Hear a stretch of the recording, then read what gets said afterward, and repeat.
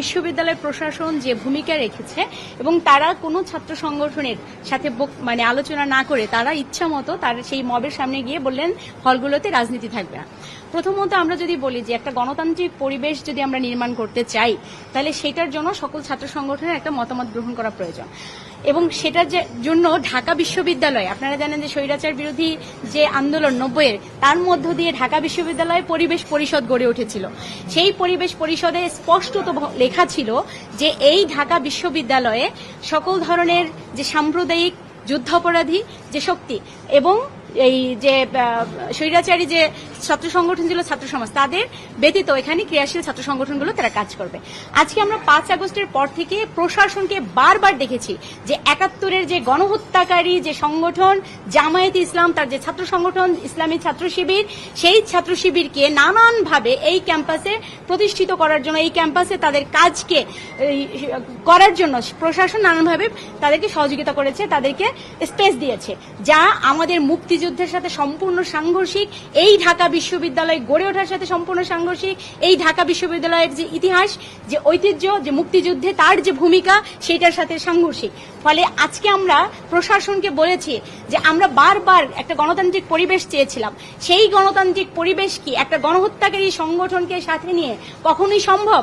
আমরা বারবার বলেছিলাম যে স্বৈরাচার এবং রাজাকার এদেরকে নিয়ে গণতান্ত্রিক ব্যবস্থা কায়েম করা সম্ভব নয়, কিন্তু প্রশাসন বারবার এই ধৃষ্টতা দেখিয়েছে এবং আজকেও সবগুলো ছাত্র সংগঠনকে ডেকে তিনি অপমানিত করেছেন।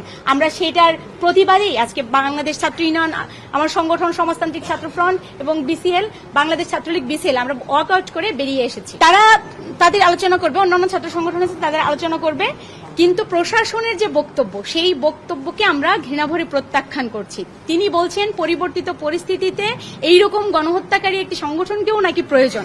আমরা এই যে বক্তব্য, সেই বক্তব্যকে আমরা ঘৃণাভরে প্রত্যাখ্যান করছি। আমরা আজকে শুরুতেই যখন সভায় আমরা ঢুকেছি এবং ঢোকার পর আমরা দেখেছি কিছুক্ষণ পরে ইসলামী ছাত্র শিবিরের নেতৃবৃন্দ তারা এখানে উপস্থিত হয়েছেন। আমরা প্রশাসনের কাছ থেকে এই বিষয়ে ব্যাখ্যা চেয়েছি যে কেন ইসলামী ছাত্র শিবির তাকে এই সভায় আমন্ত্রণ জানানো হয়েছে। হ্যাঁ, আমরা বারবার কিন্তু যতবারই প্রশাসন আমাদেরকে এরকম আলোচনা সভায় ডেকেছে, আমরা বারবারই এই একই বিষয়টি নিয়ে কিন্তু প্রশাসনকে বলেছি যে একটি গণহত্যাকারী সংগঠন, সেই গণহত্যাকারী সংগঠন ঢাকা বিশ্ববিদ্যালয়ে তার কার্যক্রম পরিচালনার এখতিয়ার রাখে না। সেখানে তাদেরকে বারবার এখানে যে আলোচনা সভায় আমন্ত্রণ জানানো হচ্ছে সেটির আমরা বিরোধিতা করেছি এবং প্রশাসনের কাছ থেকে আমরা স্পষ্ট ব্যাখ্যা চেয়েছি।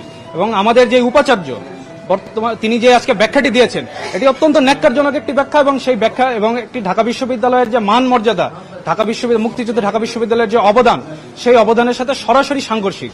তিনি বলেছেন যে পরিবর্তিত পরিস্থিতিতে আজকে একটি যেটি রাষ্ট্র দ্বারা কোনো সংগঠন নিষিদ্ধ না হয়, তাহলে এমন যে কোনো সংগঠনকে তিনি ঢাকা বিশ্ববিদ্যালয়ের সভায় আমন্ত্রণ জানাতে পারেন। তাহলে আমরা স্পষ্টভাবে তাকে বলেছি আজকে যে ছাত্রলীগ যে সন্ত্রাসী সংগঠন, তার উপর থেকে যদি নিষেধাজ্ঞা উঠে যায় তাহলে সেই সন্ত্রাসী সংগঠনকে তিনি এখানে আমন্ত্রণ জানাবেন কিনা।